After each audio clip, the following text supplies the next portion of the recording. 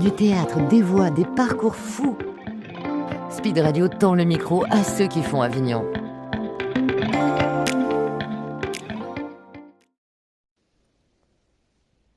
On est sur Speed Radio, toujours en direct du Festival d'Avignon, le Off, avec nous Anna Pievik pour Laisser mon cheval libre. Il sait où aller. Bonjour Anna. Bonjour Olivier. Première fois en tant que comédienne au Festival d'Avignon? Absolument.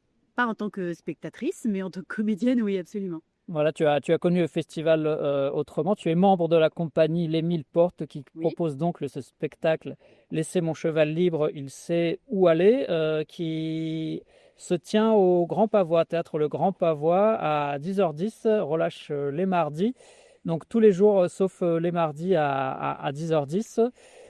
C'est un spectacle où la liberté n'est pas seulement un vain mot, elle est exprimée dans ce spectacle. Absolument, c'est une quête de liberté et de lumière. C'est vraiment une quête de sens de la vie à travers le voyage, les musiques de différentes cultures, la nature. Et c'est aussi et surtout l'histoire d'une belle amitié. Donc dans ce spectacle qui est musical, puisqu'il y a de l'accordéon, de la guitare, de la clarinette, c'est chanté, c'est un peu dansé, c'est théâtral, poétique, philosophique. C'est vraiment très joyeux et très émotionnel en même temps. Tu as créé ce spectacle, vous êtes 4 sur scène, des comédiens, des musiciens, il y a un peu de danse également? Oui, un tout petit peu de danse, mais c'est surtout chanté. Et on est 2 comédiens et 2 musiciens comédiens. On ne joue pas d'instrument, 2 comédiens ne jouent pas d'instrument. Vaclav et Zoran, ce sont deux hommes. Oui, alors. Donc tu joues l'un des deux. Absolument. En fait, c'est l'histoire d'une belle amitié entre 4 hommes, exactement. Donc il y en a 3 qui se ressemblent, qui sont joyeux, qui prennent la vie comme elle est. Et il y en a un qui est le 4e, qui est plus sombre, qui se pose plein de questions, pourquoi ci, pourquoi ça, etc. Et donc il décide de quitter son village à un moment donné pour aller voir s'il peut trouver réponse à ces questions ailleurs. Et il va faire différentes rencontres, différents pubs, différentes cultures, différentes musiques.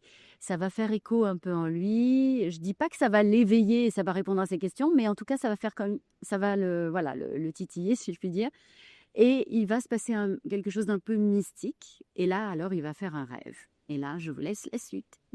Donc le rêve se voit évidemment dans le spectacle. Tout à fait. C'est tout le charme entre guillemets du spectacle. On passe du rêve à la réalité. Oui. Et aussi, c'est un spectacle qui invite à la rencontre des autres au voyage.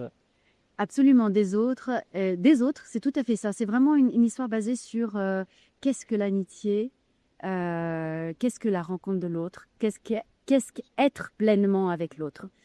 On le voit d'ailleurs, les amis, d'ailleurs, on les voit à différents âges, hein, ils se connaissent depuis tout petit.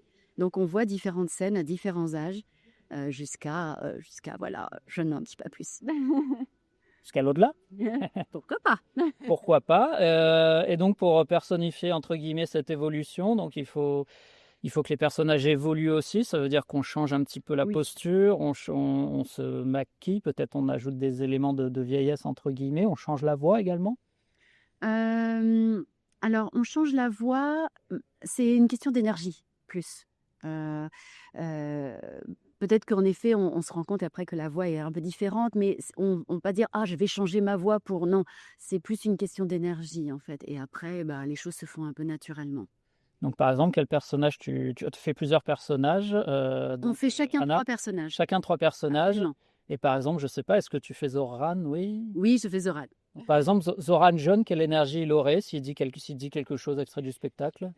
Zoran jeune, il est très porté sur, les étoiles, le ciel, il se dit: «Mais pourquoi?» parce qu'il a vu son père, passer, souvent mais jamais rester dans son village. Il se dit: «Mais qu'est-ce qu'il y a de mieux qu'être ailleurs? Qu'être ici plutôt? Qu'est-ce qu'il y a de mieux ailleurs que dans mon village?» Donc il est toujours, en quête de quelque chose qui n'est pas proche de lui. Donc qu'est-ce qu'il dit par exemple, dans le spectacle avec son énergie? Qu'est-ce que ça pourrait donner? Si tu te souviens de quelque chose, tu peux nous sortir Ce que je cherche, je ne le reconnaîtrai que quand je le verrai. Ah, c'est pas mal en effet, on sent la fougue, l'insouciance, le côté un peu frondeur, pourquoi pas? Et Zoran plus âgé alors, il a quelques points de sagesse qui lui sont parvenus? Oui, tout à fait. Il a trouvé son chemin après. Mais là, je raconte un peu la pièce, c'est dommage, non? Ah, Bah oui, c'est un peu dommage, je raconte un peu la fin. Il trouve son chemin. Voilà, je ne dis pas comment, mais il trouve son chemin et qui le rend heureux, qui le rend pleinement heureux. Et c'est un voyage au cœur de l'humanité aussi, je dirais, au cœur de l'homme. donc de chacune de ses composantes, la façon dont il peut réagir à certains événements, Oui. ils sont pas toujours amis tout le temps. Oui, ils sont pas toujours amis. Bah, c'est-à-dire que pendant un certain temps, tout le temps du voyage, ils ne se voient pas. Et c'est un voyage qui dure assez longtemps, donc il se passe plein de choses. On m'a dit une chose très touchante ce matin. On m'a dit, c'est Zoran, tout le monde s'y retrouve. Il y a toujours quelque chose qui nous parle dans Zoran, D'accord. à tous. À un moment de notre vie ou bien en permanence. Ou un questionnement, ou un... Voilà, exactement. Et si on vient sur le titre du spectacle, Laissez mon cheval libre, il sait où aller. Le cheval, ça représente quoi? Ça, c'est un peu laisser le vent me porter d'une certaine façon. C'est un peu le guide intérieur. Je dirais qu'il y a des moments quand on a envie de... Quand il part de ce village, il est plein d'espoir il a plein d'envie. J'ai envie de ça, j'ai envie de ça, j'ai envie de ça. Il le dit dans le spectacle, hein. Sauf que bah, ça ne se passe pas toujours comme on veut. Et on est parfois déçu. Et donc, du coup, la seule façon, c'est de lâcher prise. Et c'est un peu ça, hein, on laisse voilà, son instinct le guider. Et c'est quand il lâche prise qu'il fait à ce moment-là les rencontres qu'il faut. Donc arrêter de courir plusieurs lièvres à la fois, essayer de se recentrer sur soi pour trouver la bonne voie d'une certaine façon, Exactement. même si la voie n'est pas toute droite. Oui, tout à fait. Absolument. Absolument. Alors, donc, c'est toi qui as écrit ce spectacle. Oui. C'est venu de quoi? D'un parcours personnel de vie, d'histoires qu'on t'a racontées, d'autres spectacles de lecture que tu as eu, peut-être? Non, c'est un parcours personnel que j'ai bien déguisé, bien sûr. Mais j'ai pris des choses, en effet, de moi-même, enfin, de ce que j'avais vécu et de tout ce que j'ai découvert aussi au cours de ma vie. J'ai découvert l'amitié. C'est quelque chose qui n'était pas naturel chez moi au départ. J'ai découvert la nature. C'est pareil, c'était quelque chose vers laquelle je n'étais pas portée au départ et qui maintenant me transcende, hein, si je puis dire. Enfin, voilà, il y a plein de choses comme ça. Je me suis vraiment servie de choses que j'ai vécues. Et après, bien sûr, il y a un peu d'imagination, heureusement, parce que pas voilà. Mais en effet, je me suis servie de choses que j'avais. Et j'ai même repris des textes que j'avais écrits il y a très, très, très, très longtemps que j'ai. Ah, donc c'est très ancien, enfin c'est une volonté très ancienne, entre Alors, guillemets. c'est pas une volonté très ancienne, mais je me suis servie de textes, par exemple, de poèmes que j'avais écrits il y a très longtemps. Parce que c'est théâtral et poétique, hein, il y a les deux dans le spectacle. Il est question d'un mythe mélanésien. Alors, je vais te laisser le lire, ce sera peut-être un Absolument. peu long, mais bon. Alors l'homme est tiraillé entre deux besoins, celui de la pirogue, du voyage, de l'arrachement à soi-même, et celui de l'arbre, de l'enracinement, de l'identité, jusqu'au jour où il comprend que c'est avec l'arbre que l'on fabrique la pirogue. Ça veut dire que quelque part, c'est lorsqu'on est au contact des autres et du monde qu'on arrive à se retrouver soi-même, même des choses qu'on ne soupçonnait pas en soi-même. Il y a de ça, et il y a aussi que des fois, on ne voit pas ce qui est autour de nous. Ce qui est trop près, effectivement. Quelles sont les réactions des spectateurs sur ce... Qu'est-ce qu'ils vous disent à la fin? J'imagine qu'ils sont très captivés, évidemment, mais ça leur... tu l'as dit un petit peu tout à l'heure, mais voilà, ils posent pas mal de questions à la fin. Ça les enchante, entre guillemets, Alors, ouais. cette quête, entre guillemets, intérieure et cette quête de voyage. Ce que j'ai beaucoup eu comme réaction, c'est le silence quand ils sortaient de salle. Et en fait, après en discutant avec les gens, ils disent on est hyper émus. Il y a quelque chose qui me touche vraiment profondément. Donc ça, c'est très touchant pour moi aussi, évidemment, et pour nous tous, enfin pour tous ceux qui m'ont créé le spectacle. Donc il y a, moi ça me, mais on est bien. C'est pas non plus, on n'est pas dans le drame, etc. Pas du tout. C'est un spectacle qui nous emmène, donc qui nous fait voyager. Donc quand on sort de ce spectacle, d'après ce que disent les gens, c'est vraiment, on se sent bien, mais on se sent très ému, mais on se sent bien. Donc ça, c'est chouette.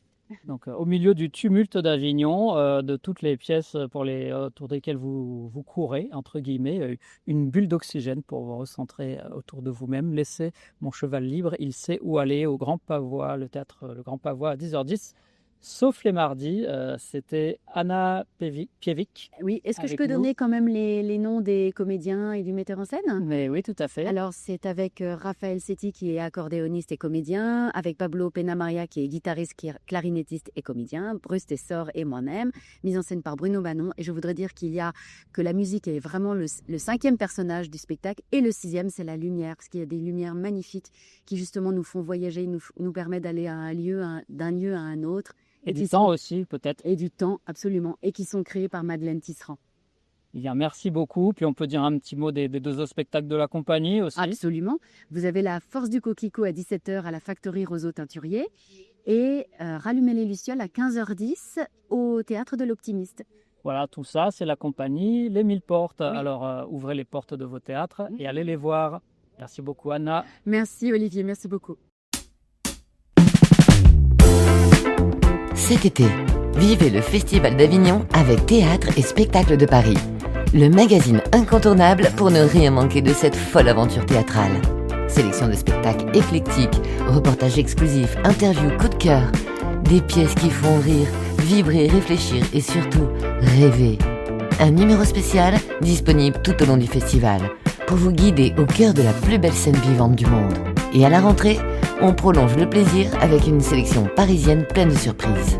Retrouvez Théâtre et Spectacle de Paris dans vos théâtres préférés et laissez-vous porter par la magie du spectacle vivant.